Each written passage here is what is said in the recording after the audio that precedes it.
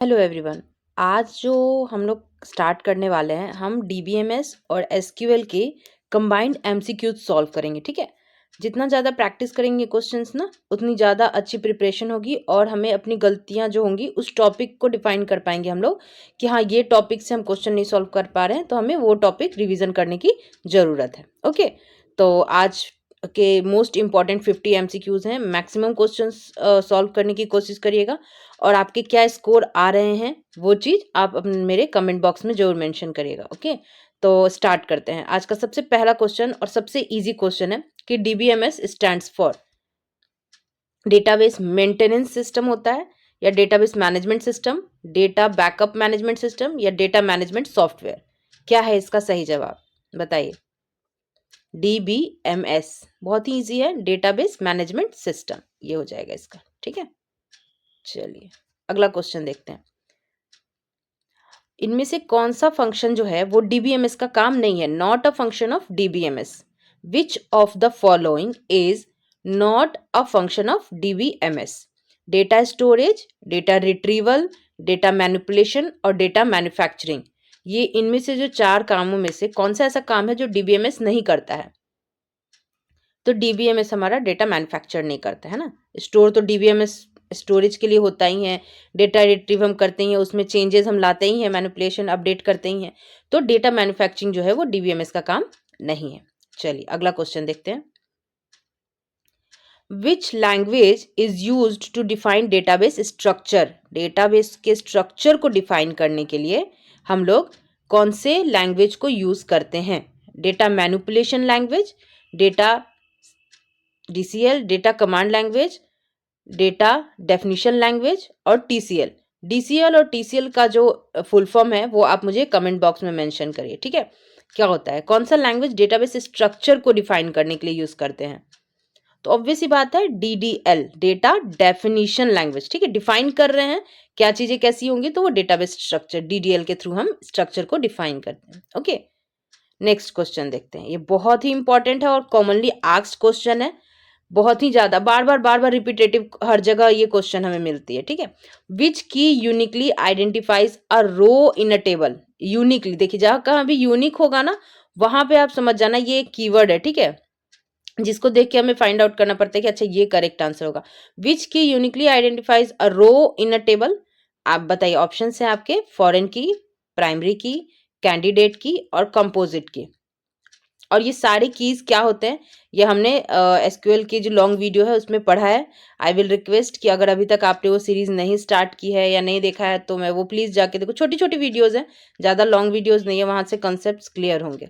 Okay, तो इसका correct answer हो जाएगा प्राइमरी की। प्राइमरी की यूनिक होता है, नॉट नल होता है, क्या होता है, फॉरेन की क्या होता है, ये सब कुछ मैंने बता रखा है, तो आप प्लीज जाके देखो। ठीक है, तो यहाँ पे कीवर्ड क्या हो जाएगा हमारा, यूनिक। यूनिक जो है वो यहाँ पे हमारा कीवर्ड होता है। यूनिकली रो को आइडेंटिफाई करने के लिए हम लोग प्राइमरी की का इस्तेमाल करते हैं। चलिए अगला क्वेश्चन देखते हैं, बहुत बढ़िया ये question. Which level of database architecture is closest to the end user? कौन सा लेवल जो होता है डेटाबेस आर्किटेक्चर का जो कि एंड यूजर काफी फ्रीक्वेंटली यूज करता है? Physical level, conceptual level, view level और लॉजिकल लेवल। क्या होगा इसका करेक्ट आंसर? तो व्यू लेवल जो होगा वो यहाँ पे इसका करेक्ट आंसर हो जाएगा, जो कि इंड यूजर से क्लोजेस्ट होता है आर्किटेक्चर में। ठीक है, चलिए जिसको कि इंड यूजर फ्रिक्वेंटली यूज करता है। ठीक है, नेक्स्ट क्वेश्चन देखते हैं, ये भी इंपॉर्टेंट है। विच डेटा मॉडल जो है, कौन सा जो यूज करता है टेबल को, ताकि डेटा को रिप्रेजेंट करने के लिए टेबल्स यूज करता है? ठीक है, कौन सा डेटा मॉडल है जिसमें हम टेबल के फॉर्मेट में अपने डेटा को रिप्रेजेंट करते हैं? हायरार्किकल, नेटवर्क, रिलेशनल या ऑब्जेक्ट ओरिएंटेड? कौन सा मॉडल है बताइए। तो ये हो जाएगा हमारा रिलेशनल, है कि नहीं। हायरार्किकल में तो ऑब्जेक्ट ओरिएंटेड हमने पता ही है। रिलेशनल हो जाता है, रिलेशनल डेटाबेस रो और कॉलम के फॉर्मेट में इसमें रिप्रेजेंट होता है। रो और कॉलम हमारा टेबल में होता है, तो इसका करेक्ट आंसर हो जाएगा हमारा कि रिलेशनल डेटा मॉडल को हम लोग यूज करते हैं टेबल के फॉर्मेट में डेटा रिप्रेजेंट करने के लिए। ठीक है, चलिए अगला देखते हैं। अब ये देखिए कितना बढ़िया। In a one to many relation में where is foreign key placed? Foreign key कहाँ पे होता है? पेरेंट टेबल में होता है, चाइल्ड टेबल में होता है, कि पेरेंट और चाइल्ड दोनों टेबल में होता है या किसी टेबल में फॉरेन की होता ही नहीं है? बताइए किस में होता है? वन टू मेनी में फॉरेन की प्लेस्ड कहाँ होता है? तो चाइल्ड टेबल में हमारा फॉरेन की मेंटेन्ड होता है किस रिलेशनशिप में? वन टू मेनी में। मतलब एक टीचर जो होती है वो मल्टीपल स्टूडेंट्स की टीचर हो सकती है। अगर ऐसा कोई रिलेशन है तो उस सिचुएशन में जो फॉरेन की होगा वो चाइल्ड टेबल के अंदर प्लेस्ड होगा। ठीक है, एक टीचर मल्टीपल क्लासेस में पढ़ा सकती है ना, मल्टीपल स्टूडेंट्स के लिए हो सकती है, तो इसलिए जो चाइल्ड टेबल होगा उसमें फॉरेन की एस्टैब्लिश हम करेंगे। ओके, चलिए अगला क्वेश्चन देखते हैं। अगला क्वेश्चन हमारा कह रहा है कि which of the following is an example of a DBMS software? MS Excel, word, MySQL या पावर पॉइंट? ये तो बहुत ईजी है कि डीबीएमएस सॉफ्टवेयर का एग्जाम्पल कौन सा है। इसमें बिना टाइम वेस्ट किए आगे बढ़ते हैं। माई एसक्यूएल है कि नहीं? चलिए नेक्स्ट देखते हैं, ये बढ़िया है।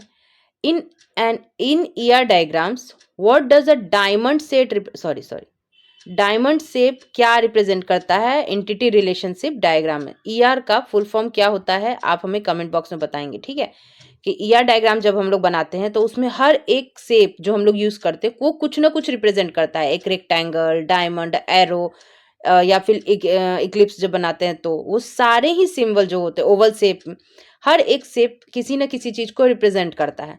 तो डायमंड शेप हमें क्या चीज रिप्रेजेंट करता है? एंटिटी को, एट्रीब्यूट को, रिलेशनशिप को या प्राइमरी की को?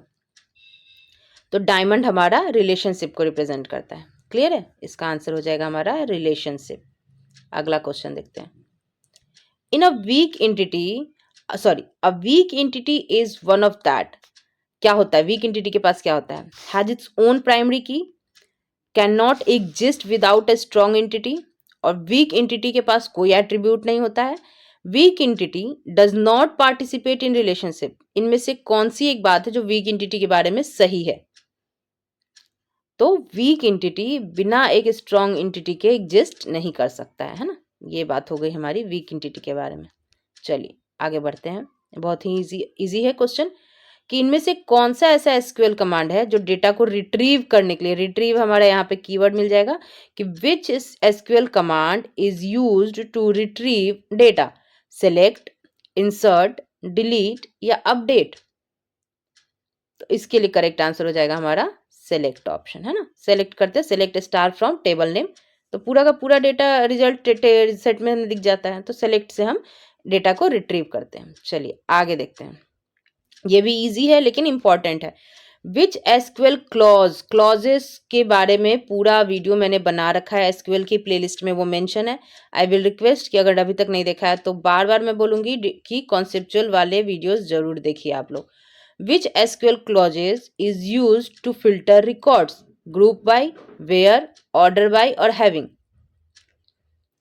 फिल्टर करने के लिए हम लोग वेयर क्लॉज लगाते हैं ना, कंडीशनल। वेयर, हैविंग के बीच में क्या डिफरेंस है ये भी मैंने बता रखा है अपने वीडियो में। अगर नहीं देखा है तो प्लीज रिक्वेस्ट है कि वो जाके देखिए। आगे चलते हैं, देखिए आ गया ज्वाइन ऑपरेशन, बहुत इंपॉर्टेंट है। The join operation in SQL is use to join. जब हम कभी भी दो टेबल के बीच में ज्वाइन परफॉर्म करते हैं उसका क्या पर्पस होता है? डुप्लीकेट रिकॉर्ड को डिलीट कर देना, combine records from multiple tables, एक नया टेबल बनाना, या फिर रिकॉर्ड को सॉर्ट करना। किस लिए ज्वाइन परफॉर्म करते हैं किसी भी दो एसक्यूएल टेबल के बीच में? तो हम लोग एसक्यूएल ज्वाइन यूज करते हैं दो रिकॉर्ड्स को कंबाइन करने के लिए मल्टीपल टेबल्स में। फॉरेन की और रेफरेंसेस की हेल्प से हम लोग दो टेबल्स को मर्ज करते हैं। और एक चीज सबसे बड़ी कंडीशन क्या होती है ज्वाइन करने टाइम, कि जिन दो टेबल्स को हम लोग ज्वाइन कर रहे हैं या कंबाइन कर रहे हैं उन दोनों के बीच में एक कॉलम कॉमन होना चाहिए। ठीक है, ये होता है सबसे इंपॉर्टेंट बात ध्यान रखने वाली ज्वाइन करते टाइम। ओके, क्लियर है। चलिए अगला क्वेश्चन देखते हैं। The command delete from table name without a where clause will. अब देखिए हम टेबल कमांड चला रहे हैं डिलीट करने का, डिलीट कमांड चला रहे हैं, लेकिन हमने उसमें कहीं भी कोई क्लॉज नहीं डाला, वेयर कंडीशन नहीं डाला है। तो ऐसी सिचुएशन में क्या होगा? ये सिंगल रिकॉर्ड को डिलीट करेगा, डिलीट ओनली नल वैल्यूज, या सारे रिकॉर्ड्स को डिलीट कर देगा, या फिर जनरेट करेगा एक एरर। क्या करेगा? डिलीट तो कर रहे हैं लेकिन कोई कंडीशन हमने नहीं डाला है, तो ये क्या करेगा? डिलीट कर देगा सारे ही रिकॉर्ड्स को, टेबल के सारे रिकॉर्ड्स को ये डिलीट कर देगा। ओके, चलिए अगला क्वेश्चन देखते हैं हम लोग। डिलीट, ट्रंकेट और ड्रॉप, इन तीनों के बीच में क्या डिफरेंस है? एक वर्ड में आप लोग मुझे कमेंट बॉक्स में बताइए, ठीक है? अगर नहीं पता है तो लॉन्ग वीडियो जाके देखिए, फिर रिवाइज करिए और फिर आके कमेंट बॉक्स में मेंशन करिए। इससे क्या होगा, जब कभी भी कोई आपके वीडियो कमेंट को लाइक करेगा तो वो आपको जाएगा नोटिफिकेशन, जिससे आपका रिवीजन भी होते रहेगा। ओके, तो ये बहुत इंपॉर्टेंट है। जितना टाइम रिवाइज करेंगे उतना रिकॉलिंग कैपेबिलिटी हमारी बढ़ेगी, तो एग्जाम में हमें हेल्प मिलेगा, है कि नहीं? चलिए अगला देखते हैं। अब देखिए सबसे इंपॉर्टेंट आ गया हमारा, दी हैविंग क्लॉज किस लिए यूज होता है? वेयर और हैविंग में क्या डिफरेंस है ये मैंने बताया हुआ है। तो क्या है हैविंग क्लॉज, किस लिए इस्तेमाल करते हैं हम? सेलेक्ट करने के लिए, ग्रुप बाय के लिए, ऑर्डर बाय के लिए, या वेयर में? किसके साथ यूज होता है हैविंग क्लॉज? हैविंग क्लॉज हमारा ग्रुप बाय के साथ यूज होता है कि नहीं? मैथमेटिकल और जब बहुत सारे चीज़ों को एक साथ ग्रुप में रिप्रेजेंट करना होता है तो उसके लिए देखिए बहुत सी इंपॉर्टेंट, डीबीएमएस का सबसे इंपॉर्टेंट चीज है। In ACID property A stands for authentication, authorization, atomicity या एसोसिएशन। क्या है ए का फुल फॉर्म, क्या हो जाता है? एसिड प्रॉपर्टी क्या होती है? उसमें ए का एब्रिविएशन क्या है? ऑथेंटिकेशन, ऑथेंटिकेशन, ऑथराइजेशन, एटोमिसिटी या फिर एसोसिएशन, क्या है? ये होता है एटोमिसिटी, ठीक है। आई का होता है इंटीग्रिटी। सी और डी का क्या होता है ये आप मुझे कमेंट बॉक्स में बताओ, ठीक है। आई, ए से हो गई एटोमिसिटी, आई से हो गई इंटीग्रिटी, सी और डी का क्या होता है वो आप मुझे कमेंट बॉक्स में मेंशन करो, ठीक है। और ये बहुत इंपॉर्टेंट है, ये क्वेश्चन आप एक्सपेक्ट कर सकते हो, एसिड प्रॉपर्टी से रिलेटेड ये क्वेश्चन आता है, बहुत जगह देखने को मिलता है ये क्वेश्चन। चलिए अगला क्वेश्चन देखते हैं। What is the main purpose of commit operation? जब कभी भी ट्रांजेक्शन परफॉर्म कर रहे हैं उसमें कमिट ऑपरेशन किस लिए होता है, ठीक है। कमिट, रोल बैक, ये सब जो कौन से कमांड है ये भी आप लोग मुझे बताओ। डीडीएल, डीसीएल, डीएमएल या टीसीएल, कौन सा कमांड है कमिट ऑपरेशन ट्रांजेक्शन्स में? इनका मेन पर्पस क्या? तो अब इस क्वेश्चन में क्या कह रहा है कि मेन पर्पस क्या है कमिट ऑपरेशन का?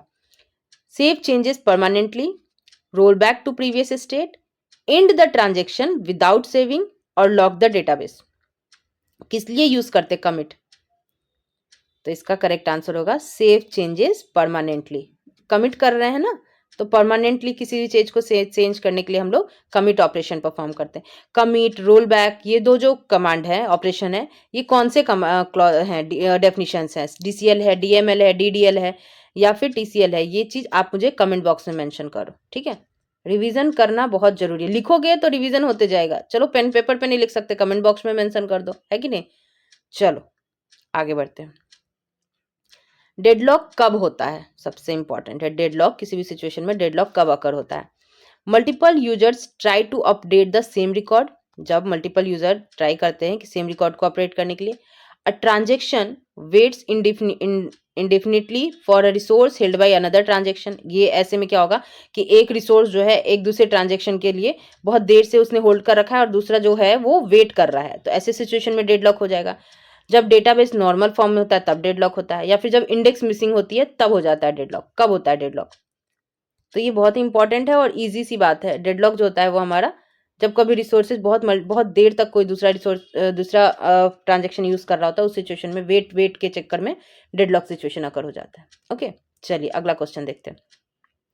The command used to undo all uncommitted changes, uncommitted changes को अंडू करने के लिए हम लोग, अंडू, यहाँ देखिए अंडू मिला हमें कीवर्ड, करने के लिए हम लोग कौन सा कमांड यूज करते हैं? कमिट, डिलीट, रोल बैक या सेव पॉइंट? तो हम लोग रोल बैक यूज करते हैं। रोल बैक और कमिट हमें दोनों के बारे में पता चल गया। यही बेनिफिट होता है जब आप एमसीक्यू सॉल्व करते हो ना, तो मल्टीपल क्वेश्चंस आते हैं ना, तो वो पता चल जाता है कि अच्छा ये टॉपिक मेरा मिसिंग है, यहाँ रिवीजन करने की जरूरत है कि नहीं। तो ये अंडू करने के लिए, किसी भी कमिटेड चेंज को अंडू करने के लिए हम लोग रोल बैक यूज करते हैं। चलिए अगला क्वेश्चन देखते हैं। देखिए, what is the main goal of concurrency control? Increase performance, ensure data consistency, reduce memory uses या इंप्रूव इंडेक्सिंग? कंकरेंसी किस लिए यूज करते हैं कंकरेंसी कंट्रोल? तो हम इंश्योर करते हैं डेटा कंसिस्टेंसी को, इसके लिए ये मेन गोल होता है हमारा concurrency control ensure data consistency. ठीक है, चलिए अगला क्वेश्चन देखते हैं। नेक्स्ट क्वेश्चन है फर्स्ट नॉर्मल फॉर्म क्या इंश्योर करता है। First normal form 1NF 2NF 3NF इन सब के लिए ना एक कीवर्ड होता है जिससे कि ना क्वेश्चन MCQs में वो चीज़ पता चल जाती है। तो देखते हैं फर्स्ट नॉर्मल फॉर्म में क्या हो जाता है। जब कभी भी किसी डेटाबेस को हम फर्स्ट नॉर्मल फॉर्म में लाते हैं तो उसमें क्या चीज़ देखते हैं हम लोग कि 1NF फॉर्मेट में है कि नहीं, कि कोई भी रिपीटिंग ग्रुप नहीं है टेबल में, फंक्शनल डिपेंडेंसी नहीं है, ट्रांजिटिव डिपेंडेंसी रिमूव कर दी गई है, या फॉरेन की कॉन्स्टेंट देखते हैं क्या इंश्योर करते हैं, क्या होनी चाहिए 21 कि इसमें no repeating groups in a table. ये हो जाता है हमारा फर्स्ट नॉर्मल फॉर्म में कोई भी रिपीटिंग ग्रुप्स होते हैं उनको हम लोग रिमूव कर देते हैं। ओके, चलिए आप देखिए डीनॉर्मलाइजेशन किस लिए यूज करते हैं।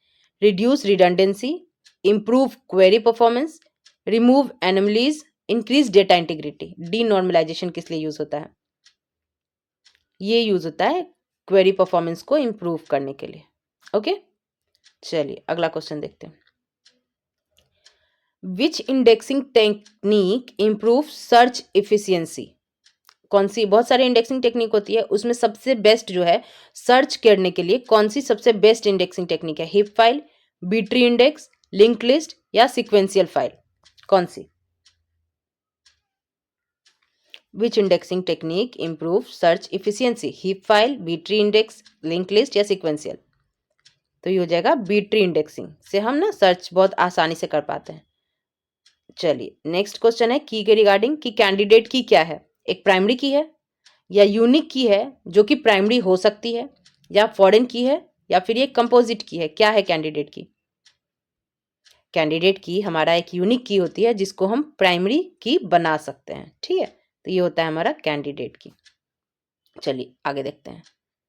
देखिए 1NF 2NF 3NF और BCNF भी होता है। BCNF का फुल फॉर्म बहुत ज़्यादा इंपॉर्टेंट होता है, इसको आप ध्यान रखना, बॉयज कोड नॉर्मल फॉर्म। ये इसमें इस जब BCNF फॉर्मेट में हम लाते हैं तो उस स्टेप में हम क्या कर रहे होते हैं, रिड्यूस करते हैं डेटा की रिडंडेंसी को, फंक्शनल डिपेंडेंसीज हटाते हैं, या फिर रिमूव करते हैं ट्रांजिटिव डिपेंडेंसीज, या एलिमिनेट करते हैं मल्टी वैल्यूड एट्रीब्यूट्स को। BCNF फॉर्मेट में लाने के लिए किसी भी टेबल को हम लोग क्या उस टाइम में हम क्या कर रहे होते हैं, तो हम BCNF में फंक्शनल डिपेंडेंसीज को रिमूव करते हैं। ओके, चलिए अगला क्वेश्चन देखते हैं। The fastest file organization method is, the fastest file organization method कौन सा है, सिक्वेंशियल, हीप, हैशिंग, क्लस्टर्ड।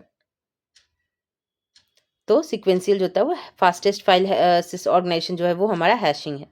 ठीक है, नेक्स्ट क्वेश्चन देखते हैं। अब देखो ये इंपॉर्टेंट है, कौन सा डेटा स्ट्रक्चर है जो इंडेक्सिंग में यूज होता है, क्यू, स्टैक, बी ट्री या एरे। कौन सा डेटा स्ट्रक्चर इंडेक्सिंग के लिए यूज करते हैं हम लोग, इंडेक्सिंग के लिए हम लोग यूज करते हैं बी ट्री को। ठीक है, चलिए नेक्स्ट क्वेश्चन। हैशिंग किस लिए यूज होता है, हैशिंग टेक्निक किस लिए यूज होता है, सॉर्टिंग के लिए, सर्चिंग के लिए, स्टोरिंग लार्ज टेक्स्ट या नॉर्मलाइजेशन, किस चीज के लिए हैशिंग यूज करते हैं। अभी ऊपर किया था ना कि सर्चिंग के लिए बेस्ट क्या है, हैशिंग, हैशिंग किस लिए, तो सर्चिंग के लिए।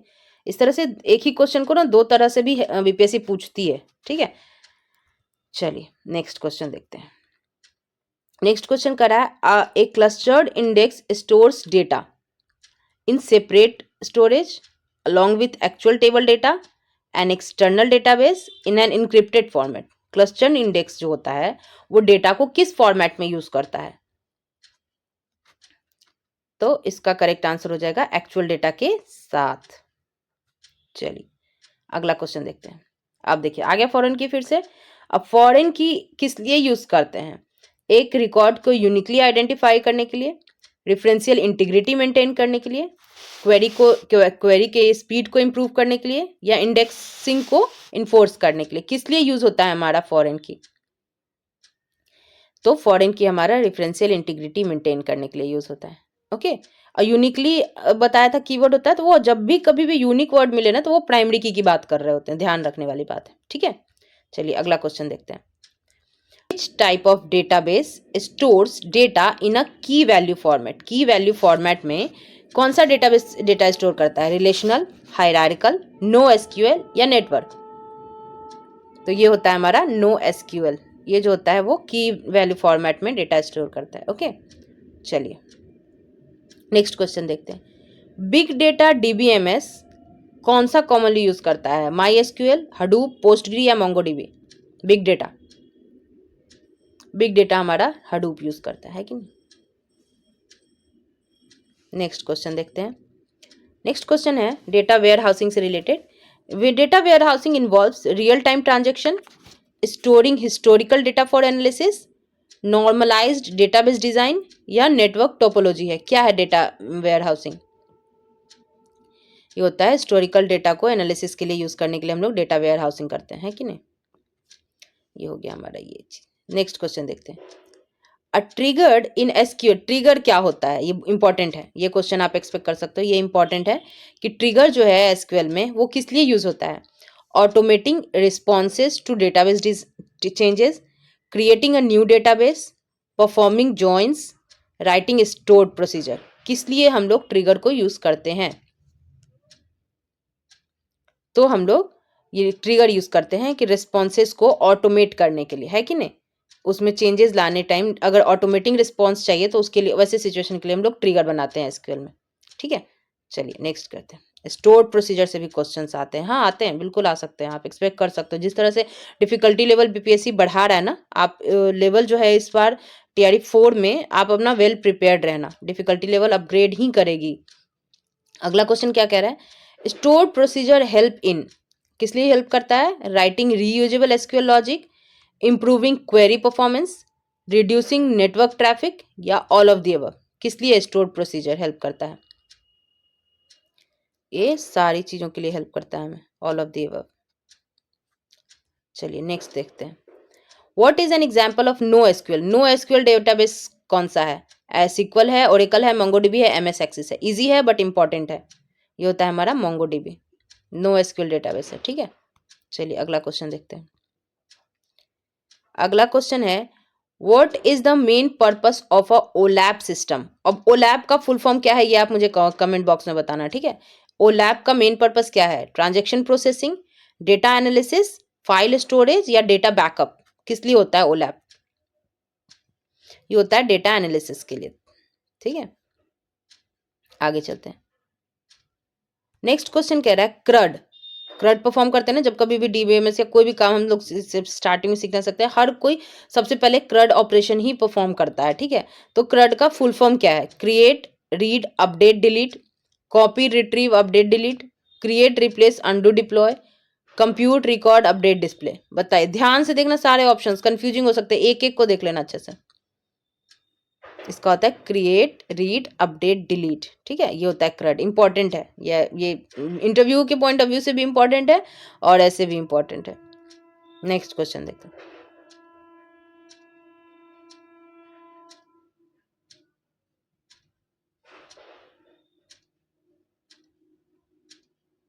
What is the main purpose of ER diagram? Sorry, ER diagram का मेन पर्पस क्या है? Data modelling, file management, data indexing या क्वेरी ऑप्टिमाइजेशन? किस लिए हम लोग ईआर डायग्राम यूज करते हैं?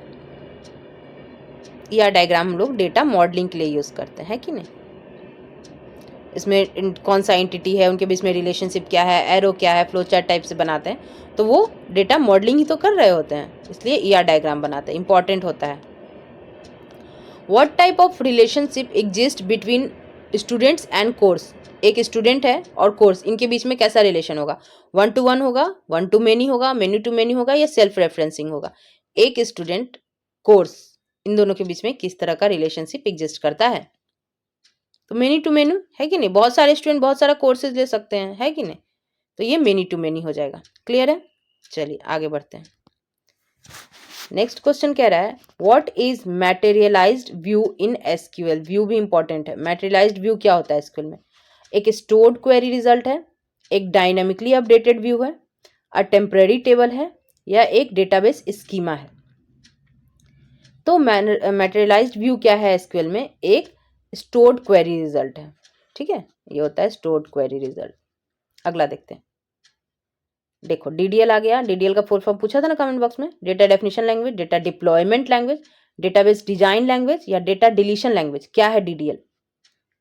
ऐसे लगेगा कि अरे ये तो बहुत इजी क्वेश्चन है, लेकिन एग्जाम में ना ऑप्शंस ऐसे दे देते हैं कि कंफ्यूजिंग हो जाता है। मेरे साथ खुद होता है, बहुतों के साथ होता होगा। अगर रिकॉलिंग कैपेबिलिटी थोड़ी कम होती है ना, तो हम कंफ्यूज होते हैं एग्जामिनेशन में। उसके लिए क्या जरूरी है कि मल्टीपल टाइम रिवीजन करें, मल्टीपल टाइम के क्वेश्चन सॉल्व करते रहो, रिवीजन करते रहो, एमसीक्यू सॉल्व करते रहो, मॉक देते रहो। जो टॉपिक पढ़ा उसके रिलेटेड मॉक दे दिया, तो उससे ना हेल्प हो जाती है। तो DDL stands for data definition language. ठीक है, नेक्स्ट क्वेश्चन देखते हैं।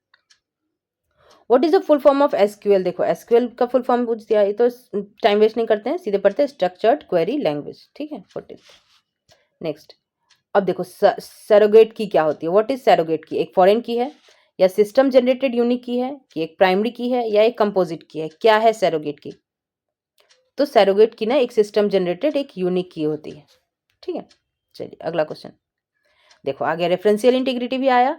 रेफरेंशियल इंटीग्रिटी क्या है? इन्फोर्स करता है प्राइमरी कीज, मेंटेनिंग फॉरेन की कंसिस्टेंसी, या इंश्योरिंग डेटा रिडंडेंसी, या इंडेक्सिंग टेबल्स। क्या होता है referential integrity? Referential integrity maintain करता है फॉरेन की मेंटेनेंस, मेंटेन करता है फॉरेन की कंसिस्टेंसी को। ठीक है, ये होता है रेफरेंशियल इंटीग्रिटी। ठीक है, अगला क्वेश्चन देखते हैं। अब देखो शेडिंग क्या होती है। What is sharding in DBMS? Split करता है लार्ज डेटाबेस को स्मॉलर पार्ट्स में, इनक्रिप्टिंग के लिए करता है, यूज करते हैं, या एक नॉर्मलाइजेशन टेक्निक है, या डेटा आर्कीविंग है? किस लिए यूज होता है हमारा शेडिंग? ये स्प्लिट करता है छोटे छोटे पार्ट्स में। अगला क्वेश्चन देखते हैं। नेक्स्ट क्वेश्चन कर रहा है what is a phantom read in transaction? Phantom read क्या होता है ट्रांजेक्शन में? A read of uncommitted data, a read of deleted records, a read that return inconsistent data को रिटर्न करता है, या कि एक रीड है affected by another transaction insertion? किस लिए होता है फैंटम रीड जो होता है ट्रांजेक्शन में? वो किस लिए होता है? एक कमिटेड डेटा को रीड करने के लिए, डिलीटेड रिकॉर्ड्स के लिए, या फिर इनकंसिस्टेंट डेटा को रिटर्न करता है? क्या होता है? तो ये एक रीड है affected by another transaction insertion की वजह से। ठीक है, सॉरी ये हो जाए। ठीक है, अगला देखते हैं। लॉकिंग क्या है DBMS में? What is locking in DBMS? Securing a table, preventing concurrent access issue, या डिलीटिंग रिकॉर्ड्स, या ऑप्टिमाइजिंग इंडेक्सिंग? किस लिए यूज करते हैं लॉकिंग DBMS में? तो DBMS में लॉकिंग यूज करते हैं हम लोग, प्रिवेंट करता है कंकरेंट एक्सेस इशू को। ठीक है, ये होता है लॉकिंग। Next question. अब देखो इंडेक्सिंग से भी आया question. What is N index in DBMS? DBMS में इंडेक्स क्या है? एक टेबल रेफरेंस है, एक सर्च ऑप्टिमाइजेशन टेक्निक है, एक प्राइमरी की है, या एक फॉरेन की है? क्या है इंडेक्सिंग? इंडेक्सिंग एक सर्च ऑप्टिमाइजेशन टेक्निक। बुक्स वगैरह में इंडेक्स क्यों होता है? सर्चिंग के लिए ही तो होता है कि नहीं? ताकि जल्दी जल्दी उस चैप्टर तक पहुंच जाए, उस पेज नंबर तक पहुंच जाए। वही चीज यहाँ पे भी है। DBMS में इंडेक्सिंग भी हम लोग सर्च ऑप्टिमाइजेशन के लिए यूज करते हैं। अब देखो क्या next question. What is difference between SQL and no SQL? SQL is schema based, NoSQL is schemaless. Both are the same. NoSQL is slower than SQL. और लास्ट है SQL uses key value storage. क्या difference है SQL और NoSQL के बीच में? ये है कि SQL में स्कीमा होता है, NoSQL में कोई भी स्कीमा नहीं होता है। ठीक है, तो ये होता है हमारा SQL और NoSQL के बीच में। NoSQL का एक एग्जाम्पल हमने ऊपर एक MCQ में किया है, वो कौन सा होता है NoSQL DBMS, उसका नाम आप मुझे कमेंट बॉक्स में मेंशन करो। ओके, चलो अगला। ओके, तो आज के लिए इतने क्वेश्चन हैं, top 50 most important question. I hope सारे ही क्वेश्चन आपको यूजफुल और इंपॉर्टेंट लगे हों, और आपके कितने क्वेश्चन सॉल्व हुए और सही आपने लिखे वो मुझे कमेंट बॉक्स में जरूर मेंशन करना। और अगर अभी तक वीडियो को लास्ट तक देखा है तो प्लीज़ वीडियो को लाइक कर दो, कमेंट कर दो अपने अपने मार्क्स और जो भी क्वेश्चंस मैंने इन बिटवीन पूछे हैं वो सारे चीज़ें। और अगर अभी तक चैनल सब्सक्राइब नहीं किया और पहली बार आए हो तो आई विल रिक्वेस्ट कि प्लीज़ चैनल को सब्सक्राइब कर दो, और वीडियो को जितना हो सके उतना मैक्सिमम शेयर करो। Thank you so much for watching.